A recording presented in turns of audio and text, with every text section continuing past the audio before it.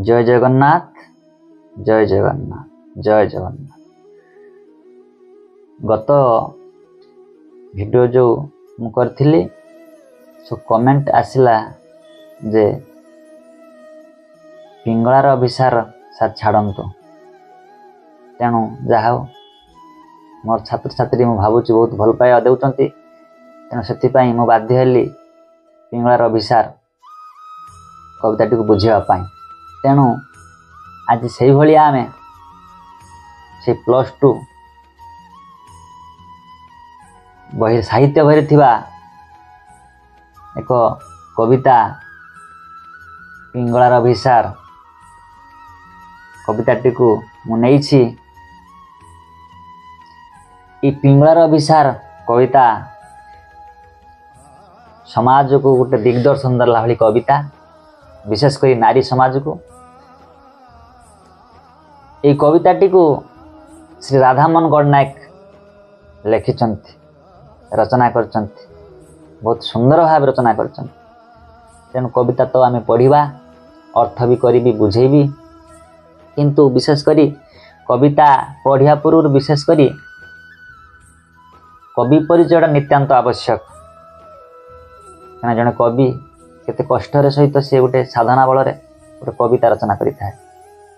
तेणु ये जो कविताटी को पिंगलार अभिसार कविता, ये जो कवि श्री राधामोहन गणनायक लिखिछंती तांको बहुत बहुत साधुवाद। ये राधामोहन गणनायक भूमिका बेस उल्लेखयोग्य। तांको लेखा पदर सारल्य तथा कोमल भाषार व्यवहार, तांकर जो कोमल भाषा व्यवहार करती से भाषा व्यवहार रे तांको कविता सब बेले सरस सुंदर होता है।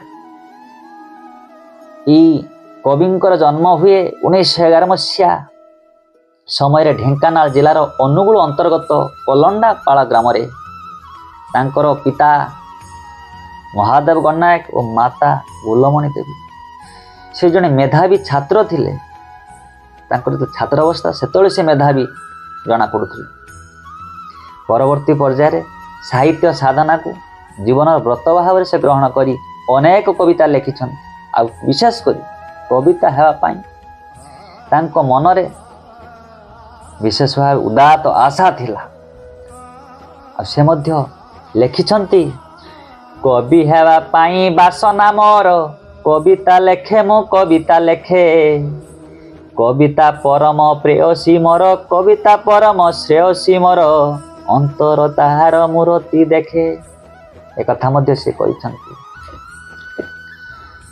कविताटी को विशेष करी राधामोहन गणनायक रचना करिचंती हेले एको कोउटी संग्रह करिचंती ता विषय मु दुई धाड़ी कहूची जे एई कथावस्तुटी को गणनायक श्रीमद भगवतर 11 स्कंद 9 अध्याय संग्रह करिछंती। अवधूत जदुराजा को ताहार 24 गुरु प्रसंग वर्णना कला बेले पिंगला बेश्या को गुरु करिथिबा कथा उल्लेख करिछंती। सेही पिंगला बेश्या मनरे जे भली भावरे देखा देइछि परवर्ती पर्याୟରେ किमिति केउ भली भावरे भल भलरु खराप खरापरु भल ताहा एई कवितारे विशेष करी चमत्कार भाव से प्रकाश करिछंती। तापरे मु कविताटी को पाठ करूछि। देखंतु आज हम तो पढ़िबा आगर तो ए कविताटार नाम होछि पिंगलार अभिसार। कवि राधामोहन गणनायक लिखिछंती बा रचना करिछंती सुंदर भावरे, सुंदर दिग्दर्शन देइछंती। पिंगलार अभिसार, पिंगला तो आमे जानिछंती, परवर्ती पर्यायर मते जानिबा पिंगला होचे एक बेश्या। किंतु मन रखिबा उचित आपन को मु मध्य जणाई देबा पई चाहे। छमाने देखो जे पिंगला विद्यानगर कन्या थिला, एक सुंदरी कन्या, एक रम्या विशेष रूपकांति गोटे चाउर गढ़ा। तेणु से तार देह एते सुंदर, शरीर एते सुंदर, महन्यता एते कांतिमय। परवर्ती पर्याय से सीना बेश्या हो जाइछि, किंतु से जने भल कन्याटीए थिला, भल झीलटीए थिला। एठी जो पिंगलार अभिसार, अभिसार शब्दर अर्थ, अभिसार कहले प्रेमिक प्रेमिका बा नायक नायिकांकर मिलन स्थल, साक्षात स्थल, उभय उभय को भेटिबार स्थल स्थान। तेना पिंगलार अभिसार, पिंगला को मध्य भेटुथुले। यदि पिंगला एक नायिका भी हुए, ताहा पाखक आसुथुबा जो धनिक पुरुष माने, रसिक नागर माने, सेमाने ही थांती प्रेमिक। तेणु सेमाने भी ही थांती नायक।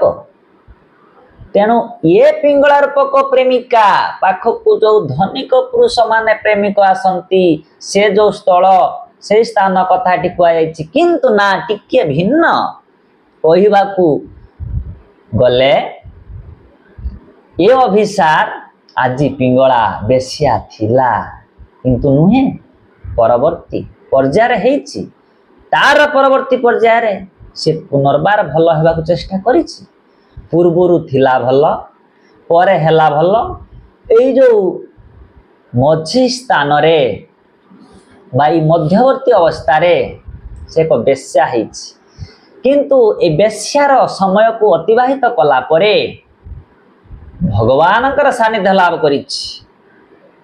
तार एक नूतन उतरण सृष्टि हेछि। तेने भगवानकर सानिध्य लाभ कला परे भगवान को से पाई जाइछि प्रेममय पुरुष हिसाब रे, निज जीवनर प्राणमय पुरुष हिसाब रे।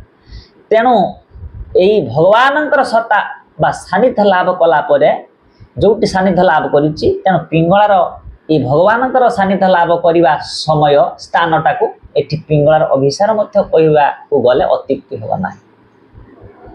आमे आगेवा कवि लिखिचंती, गोटे गोटे धाड़ी पढ़िबा, किछि अर्थ करिबा, आगे जिबा। कौन लिखिले? राधामोहन गणनायक विशेष भल भाव रचना करिसंती। नारी समाज पाई भल मंतव्य देइचंती, भल भल उपदेश देइचंती ए लेखा माध्यम रे। न आसिब आउ रसिक नागर, न आसिब आउ पुरे, बार बधु मोहि पिंगला आजी चाली जाऊ अछि दूरे। कहला न आसिब आउ रसिक नागर, न आसिब आउ पुरे, बार बधु मोहि पिंगला आजी चाली जाऊ अछि दूरे। कहउचंती न आसिब आउ रसिक नागर, काहींकी ना एई पिंगला पाखकू अनेक धनिक पुरुष माने आसंती, ताकू उपभोग करंती। कारण ये पिंगला होचे एक वेश्या, ये पिंगला होचे एक रूपजीवी, ये पिंगला होचे एक बारभोग्या, ये पिंगला होचे एक बारंगना, ये पिंगला अनेक अनेक धनिक पुरुष मानंकु निजर देह को दान कर दिए, अर्पण कर दिए, समर्पी दिए। कहीं ना केईटा टंकारे किछि अर्थ उपार्जन करिया पाए वृत्ति भावे भावी नहीं, निज देह बिकिबा, किछि अर्थ को उपार्जन करिबा। किंतु एई अर्थ उपार्जन करे सिना, किंतु एई अर्थ उपार्जन करिया पाई अनेक धनिक पुरुष माने ता पाखकू आसंती। आ विशेष करी दिने हेछि कौन ना एक धनिक पुरुष आसीछि पिंगला पाखकू। आसिला परे कथा देकी जाइछि, संकेत दे जाइछि ଏ ପିଙ୍ଗଳା, ଏ ରୂପଜୀବୀ ପିଙ୍ଗଳା, ତୋ ପାଖକୁ ଅନେକ କାମୀ ପୁରୁଷ ମାନେ ଆସୁଛନ୍ତି, ଯାକି ରସିକ ନାଗର ମାନେ କହୁଛନ୍ତି। ରସ ଆସ୍ୱାଦନ ପୁରୁଷ ମାନଙ୍କୁ ରସିକ ନାଗର ବୋଲି କୁହାଯାଏ। ଏ ଯେଉଁ ପ୍ରେମିକ ପୁରୁଷ ମାନେ ଆସୁଛନ୍ତି, କାମୀ ପୁରୁଷ ମାନେ ଆସୁଛନ୍ତି ତୁମକୁ ଭୋଗ କରିବା ପାଇଁ। ତେଣୁ ସେମାନେ ଯେତେ ସବୁ ଆଜି ଆସିବେ ସେମାନଙ୍କୁ ତୁମେ ମନା କରିଦେବ।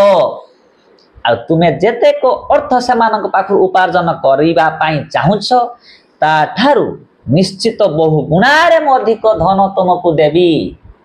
ଆଉ ସେମାନଙ୍କୁ ତୁମେ ମନା କରିଦେବ ଆଜି ରାତ୍ରି ଯାକ ମୁଁ ପୂର୍ଣ୍ଣ ମାତ୍ରାରେ ତୁମ ପାଖରେ ଆଜି ରହିବି, ତୁମକୁ ଉପଭୋଗ କରିବି, ଅନେକ ଧନ ଦେବି। ଏ କଥା ଏ ମନ୍ତବ୍ୟ ଆଜି ପିଙ୍ଗଳାକୁ ଦିବା ଅବସ୍ଥାରେ ସଂକେତ ଦେଇଯାଇଛି ବା କହିଯାଇଛି। କିନ୍ତୁ ହେଇଛି କ'ଣ? ଇଏ ଧନିକ ପୁରୁଷ ଆଉ ସେଦିନ ଆସିନାହିଁ। ଏ ଧନିକ ପୁରୁଷ ଆଉ ସେଦିନ ଆସିନାହିଁ। ଅନେଇଛି, ଅନେଇ ବସିଛି। ଯେତେକ ଆସନ୍ତି ସନ୍ଧ୍ୟାବେଳେ ସମସ୍ତଙ୍କୁ ମନା କରିଦେଇଛି। କାହିଁକି ନା ସେ ଧନିକ ପୁରୁଷଙ୍କୁ ଅନେଇ ବସିଛି। ଲକ୍ଷ୍ୟର ସେଇଠି, ଲୟ ସେଇଠି ସେ ରଖିଛି, ମନ ସେଇଠି ରଖିଛି। ଅନେକ ଟଙ୍କା ଆଜି ମୁଁ ପାଇବି। କିନ୍ତୁ ଅନେଇ ଅନେଇ ଆଖିର ଲୁହ କହିବାକୁ ଗଲେ ମରିଯାଇଛି। ବିଶେଷ କରି ନୟାନ୍ତ ହେଇଯାଇଛି।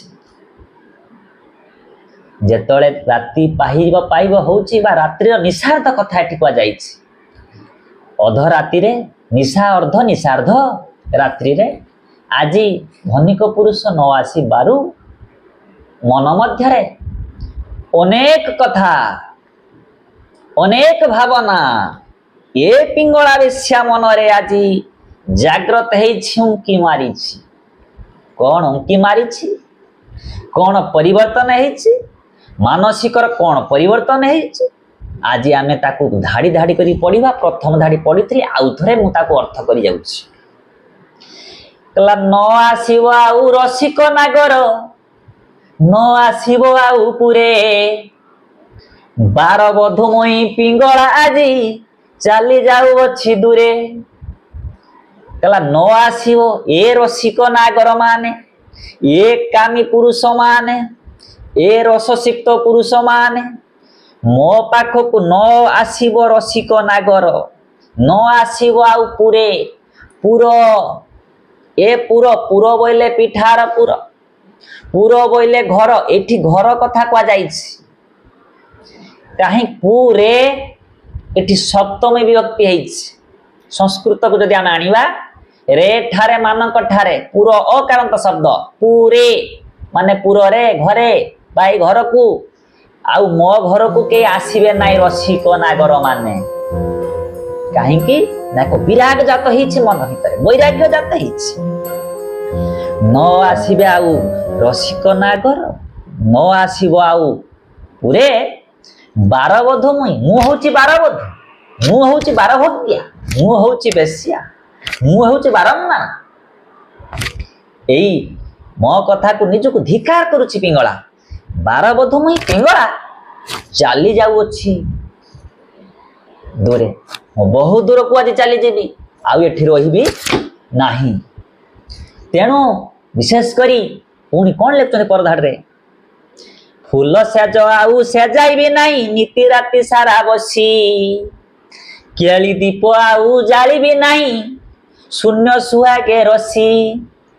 କହିଲା ଫୁଲ ସେଜ ଆଉ ସେଜାଇବି ନାହିଁ। କହିଲା ଫୁଲରେ ସେଜ ଏ ରସିକ ମାନଙ୍କ ପାଇଁ, ଏ ରସିକ ନାଗର ମାନଙ୍କ ପାଇଁ, ଏ କାମୀ ପୁରୁଷ ମାନଙ୍କ ପାଇଁ। ଇଏ କ'ଣ କରିଥାଏ ପିଙ୍ଗଳା? ପ୍ରତ୍ୟେକ ଦିନରେ ବା ପ୍ରତ୍ୟେକ ରାତ୍ରିରେ ଫୁଲ ସେଜ ସେଜେଇଥାଏ। ଫୁଲ ପୁଷ୍ପରେ, ଫୁଲରେ ସେ ସେଜ ଉପରେ ଅର୍ଥାତ୍ କିଛି ଫୁଲ ଗୁଡ଼ିକ ବିଛେଇ ଦେଇ ବା ବିଛେଇ ଦେଇ କ'ଣ କରିଥାଏ ନା ସେଜ ତିଆରି, ବିଛଣା ତିଆରି କରିଦେଇଥାଏ। ସେମାନେ ଆସିବେ, କିଛି ଟଙ୍କା ଦେବେ, ଏକ ଉପଭୋଗ କରିବେ। ତେଣୁ ଯେତେବେଳେ ଆଜି ପିଙ୍ଗଳା ମନରେ ବୈରାଗ୍ୟ ଜାତ ହେଇ ସେ କହୁଛି ଟିକେ क्रोधित हो जाइछि रागी जाइछि कौची फूल सेज आउ सेजाइबी नाही फूल सेज आउ सेजाइबी नाही नीति राति सारा बसी मु बसिकी रहे अनेक धनिक पुरुष आसंती मते उपभोग करती ये आउ मोर दरकार नहीं मोर आवश्यक नहीं केली दीप कला केली दीप आउ जालिबी नहीं मु शून्य सुहागे रसी कला केली दीप विशेष करी आपण माने समस्ते जानिथिबे मोर छुआ माने तमे भी निश्चित जानिथिबो आमे समस्ते विवाह करंती विवाह बंधन रे बांधी हला परे गोटे चतुर्थी राति आसे परवर्ती पर्याय रे मु कहिबी जे चतुर्थी 4 दिन रो काई चतुर्थी हुए भल भल मोर ए चैनल माध्यम मु समस्त को जणैबी समस्त ए चैनल को निश्चित भावे सब्सक्राइब लाइक कमेंट सबू एमते देउ थांतु मो चैनल को भल पाया थाउ आपण मानकर ए काहे की कहूची अनेक अनेक भल मर्म कथा मु कहिबी निश्चित ए चैनल माध्यम किसी शिक्षणीय थिबो निश्चित आपण माने जानि परिबे तेणु मो चैनल को निश्चित भावे फॉलो करन कहिबार कथा आमे जो चतुर्थीर पर्याय तले आसे जेटा कि बासर राति बोली कहंती ये बासर राति एक दीप जले प्रदीप प्रज्वलन आमे करि थांती विशेष करी एई भली दीप आमे कोन कर थांती जाली थांती किंतु ये दीप किछि लोक बर्तन जाळु छंती किछि लोक कैंडल जाको मोमबत्ती आमे कहंती मोमबत्ती जाली दउचंती एबे घरे घरे सब हेई गलानी जीरो लाइट किंतु ये दीपर महात्म्य अनेक अछि काहे कि केली दीप जला जाए एठी माने कोन अर्थ कोन बुझिबा केली दीप ए स्वामी स्त्रींकर ए जो मिलन हुए ए मिलन समय दीपटा को केली दीप को जाए विशेष करी आज पिंगला कथा को जाइछि पिंगला सेई जो स्थान र थिला सेई कुठरी भितरे बा सेई घर भितरे जोटी प्रीतिर केली करी थाए से केली सदन को आज आलोकित करुथुबा केली सदन को प्रदीप रे आलोकित करुथुबा जो दीप प्रत्येक दिन से जाली थाए जेतेबेले धनिक पुरुष मान उपभोग करती से समय से दीप गोटे जाले जेटा कि मिलन दीप बोली कह जाए केली दीप तार अर्थ किंतु से कथा कहूची कहला केली दीप आउ मु जालिबी नाही मु शून्य सुहागे रसी काहे कि मु ए जो दीपटी जाली थाए शून्य सुहागे रसी आदर रे अति प्रेम भरा है आज आदर रे मजी जाई अर्थ लोप रे हजी जाई मु जो दीपटी जाले से दीप मु जाली भी नहीं शून्य आपण शून्य माने जानिथिबे शून्यर अर्थ अनेक अछि शून्य बोले शून्यर उड़िया आकाश शून्यर उड़िया जेते थिले मध्य एठी विशेष कर ए निर्जन समय ए निर्जन स्थान रे आज जो पिंगला भाबुची बा एठी मु जो दीप जालुची यार प्रकृत रे भविष्यत रे बा परवर्ती पर्याय रे कौनसी यार मूल्य नहीं मो पाए तेणु ये दीप के जालिबा आवश्यक नहीं तेणु निजको से धिकार करिक लेखिची केली दीप आउ जालिबी नहीं मु शून्य सुहागे रसी ता परवर्ती पर्याय आमे जीवा कहा आगे आउ देखाइबी नहीं पीरतीर अभिनय निसार सार स्वप्न समान सकल भजिछि लय कहा आगे आउ कला कहारी आगरे ए जो पुरुष माने मो पाखक आसछन्ते ये कहारी आगरे आउ देखाइबी नहीं पीरतीर अभिनय मु जो प्रीति भरा मु कामना नियारे हजी जाई कामना रूपक वासना रे मजी जाई घोल हो जाई मु जो पुरुष मानक पाखरे मु जो प्रीति भरा अभिनय करे से पीरतीर अभिनय मु करिबी नाही पुणी तड़ थाले से लिखिचंती निसार असार स्वप्न समान सकल भजिछि लय निसार निशा निशार अर्थ अनेक अछि निशा निशा बोले रात्रि असार स्वप्न असार विशेष करी मूल्यहीन निरर्थक जार अर्थ किछि नाही मूल्य नाही मूल्यहीन निसार ओसार स्वप्न समान समान सकल भजिछि लय सकल बोले समस्त भजिछि लय भजिछि बोले नष्ट हो जाइछि कौन ना विशेष करी आज से पिंगला मन तो विराग आसी जाइछि से कहूछि ए रात्रि रे यही रात्रि भितरे मो आज मो मन भितरे जो स्वप्न मु सब देखे से स्वप्न प्रकृतर मो पाई मूल्यहीन थिला आज से बुझी पारिछि आज भाभी पारिछि हृदयगम करि पारिछि हृदयगम करिछि से भाबिछि ये सब मो पाई मिछ ये सब मो पाई भूल ये सब मो पाई पाप ये सब मो पाई कलंक कलंकर टीका मु पिंधुछि ये प्रकृतर मो पाई पुण्यर टीका नुहे कि विजयर टीका नुहे ये सब मो पाई पाप तेणु एक कथा भितरे से कहूछि पुणी कहउछंती मोर में मोहर लभी अछि मोर में मोहर लभी अछि आज दिव्य परम धन मोर तो पथर अमर बंधु अंतर विमोहन मोर में मोहर मोर में विशेष करी पद्यर लेखा कविता तो तार पद्य आ गद्य मर्म माने हृदय हृदय भितर मर्म रे मोहर मो हृदय रे लभी अच्छी लाभ करी अच्छी आज दिव्य परम धन बोले ना विशेष करी भगवान सत्ता को सी सानिध्य लाभ कर जेतबेले आज रात्रि उजागर से अच्छी पिंगला बेश्या समस्ते शुई जाइथिबा समय रे ये चाई रही बा चेई रही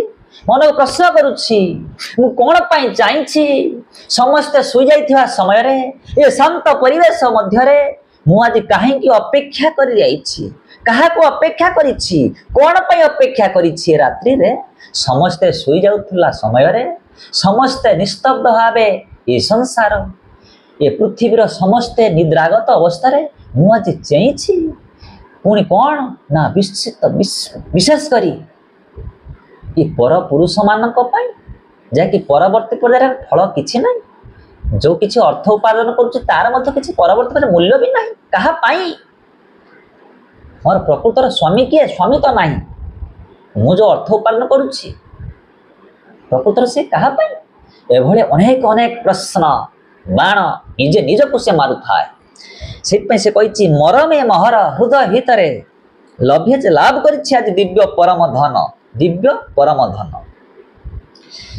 तेणु दिव्य परम धन विषय कहले विशेष करी दिव्य दिव्यर अनेक अर्थ अच्छी भगवान को कह परम पुरुष पतित पावन र बंधु जगतर नाथ जगन्नाथ को से लक्ष्य करी कही परम पुरुष पतित पावन माने अनेक बुझाती पतित पावन कौन बुझाई दियंती अनेक अनेक भल भल सुधी समाज अच्छा शुणु अनेक विज्ञ प्राज्ञ व्यक्ति माने मध्य पंडित मंडली कहती पंडित मान मध्य मत रखती पतित मान को उद्धार करने पतित पावन बनाऊँगी कि नाई तार अनेक अर्थ अच्छी आपन कही रखे बहुत मर्म कथा मु कहीदेवी ये चैनल माध्यम पतित पावन बाना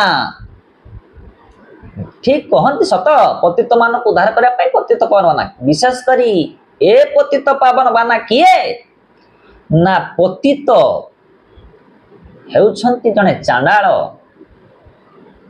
ए पतित चांडाळर पत्नी वांसी तांकर गर्भरु उभयंकर मिलन रे गर्भरु जो संतान जन्म निये बा जात हुए से हेउछंती पावन तेणु चंडाळ आ उआसी पाखरु जे जन्म नेछि पावन तेणु तेणु सेथिपाई परवर्ती पर ये भल आख्यान अच्छी ए चंडाळ प्रकृतर कहीं नुहे यही जगतर नाथ जगन्नाथ तेणु से हिसाब रे पतित पावन बाना नामकरण हो तेणु ए पतित पावन बानार जे मुख्य जे कि नियंता जे किसी होचन तार परम पुरुष कहार नहीं पिंगलार आज ताहारी कथा तांकरी कथा आज कही ये मरमे मोहरे लभि अच्छे आदि दिव्य परम धन मरत पत्थर अमर अंतर विमोहन मरत पत्थरे ये जो मरत मर्त्य पथरे मूर्ति रूपक पथरे जहाँ बुझे आपण मान ये मर्त्य मु भगवानंकर सत्ता को उपलब्धि करि पारिछि मु भगवान को आज पाई पारिछि अमर बंधु मो पाखरे से अजर अमर से बंधु तांको मु पाइछि अंतर विमोहन विमोहन विशेष भाव में मो मोहित आज हो जाइछि तांको पाई सारी तांको मु पाइछि आज राति रे पाई जाइछि पुणी पाई साला परे खुशी मध्य अनुभव करी पुणी से तलकू तलकू कवि लिखिंट मुझे पढ़ी पुणी अर्थ करुच्ची एमर जीवन पंकौर से फुटी अच्छी शत दल रिक्त एमर सुक्ति गर्भे फली मुक्ता फल कौन कहते एमर जीवन पंकौर से फुटी अच्छी शत दल कहला ए मोर जीवन पंकौर से ए मोर जीवन पंकिल जीवन रूपक सरोवर रे पंकिल जीवन रूपक सरोवर रे कौन फुटी पंक उरसे उरस बोले छाती उरसे माने छाती रे भाई वक्षस्थल रे फुटी अच्छी शतदल पद्मर गोटे प्रतिशब्द होची शतदल तेणु ये फुटी जे पद्म फूल फुटी से कहउछंती ए मोर जीवन पंक उरसरे जीवन रूपक पंकिल जीवन रूपक सरोवर रे ये वक्षस्थलटा हूँ सरोवर सरोवर रे आज कौन फुटी ना पद्म फुटी पद्म आज विकसित है प्रस्फुटित है आनंद होउछि आज पिंगला पुणी कहूछि रिक्त ए मोर सुक्ति गर्भे फली मुक्ता फल खाली पद्म फुटी नहीं खाली पद्म विकसित है नहीं मो भगवान को पाई सारा परे मो परम पुरुष को पाई सारा परे मु अनुभव करुछि आज रिक्त रिक्तर उड़िया अर्थ होछि शून्य रिक्त ए मोर सुक्ति गर्भे सुक्ति सुक्तिर उड़िया हला सामुका सुक्ति गर्भे गर्भरे फली मुक्ता फल आज मुक्ता से कहते रिक्त ए मोर सुक्ति गर्भे तार अर्थ कहवा गले विशेष करी शून्य रूपक मुक्तारे रिक्त माने शून्य रिक्त शून्य सामुकारे आज मुक्तार फल विशेष भाव संचार होती से भावुछि ये तो शून्य स्थान कहीं कई ना आकाशी अच्छे विशेष करी एठी कवि लिखिंट बुझेबा को अर्थ करबा गले अनेक तो अर्थ हेब समय तो निश्चित अल्प नहीं जीवी ना किंतु तथापि शून्य सामुका भितर जे भली मुक्ता उभा हुए प्रतीयमान हुए से भली भावे ये मोर हृदयटा जदि एक शून्य सामुका हुए ये शून्य सामुकारे मोर परम पुरुष रूपक मुक्ता आदि फली एक कथा से मन भीतर भावुछि पुणी कौन कहला मुक्ता फलिला पद्म फुटिला आउ कौन कौन कहूछि देख परवर्ती पर्याय पिंगला लुड़ा नाही मोर धन संपद मणि कांचन माला लुड़ा नाही मोर विलास कुंज ए चारु चित्रशाला लुड़ा नाही मोर लुड़ा नाही आवश्यक नाही मोर आवश्यक नहीं कौन ना मोर धन संपद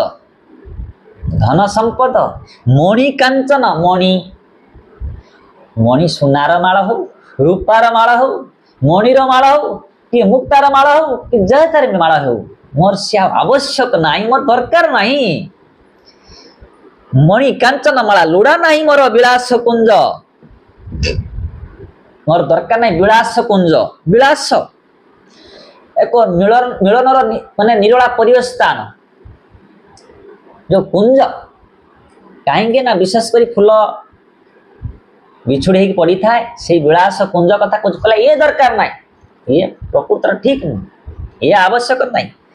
चारुचित्रशाला सुंदर भाव रंगायत करी सुंदर भाव सज्जीकरण कराई थाए कहीं पिंगला सजै थाए।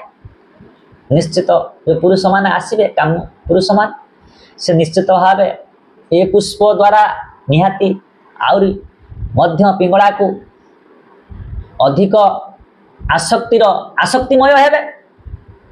विशेषकर ए पुष्पर बासना से सदन को से निरला स्थान को बासना रे निश्चित भाव मुखरित कर एक कथा से कहूँ कहले सी कहूँ आउ मोर से दरकार ना। परवर्ती पर्यायर कौन लिखते पृष्ठा उल्टेवा एक कथा को शेष पुणी से कहूँ कहला न आसव आउ रसिक नागर न आसव आउ पुरे न आसव आउ रसिक नागर न आसव मोर पुरे बारबधु मुई पिंगला आज चली जाऊँगी दूरे। कहला बारबधु मुझे बारबधु मुझे बेश्या चली जाऊँगी अनेक दूर को। एठी जो पुरुष माने आसुचंती सेमानंकु नष्ट कर सारिनी सेमानंकु निश्चय जली दिवा सहित दग्ध हेबा सहित सेमानंकु मु जाली सारिनी। मो पाप रूपक ए कलंक रूपक पोखरी रे सेमानंकु मु बुड़ाई सारिनी।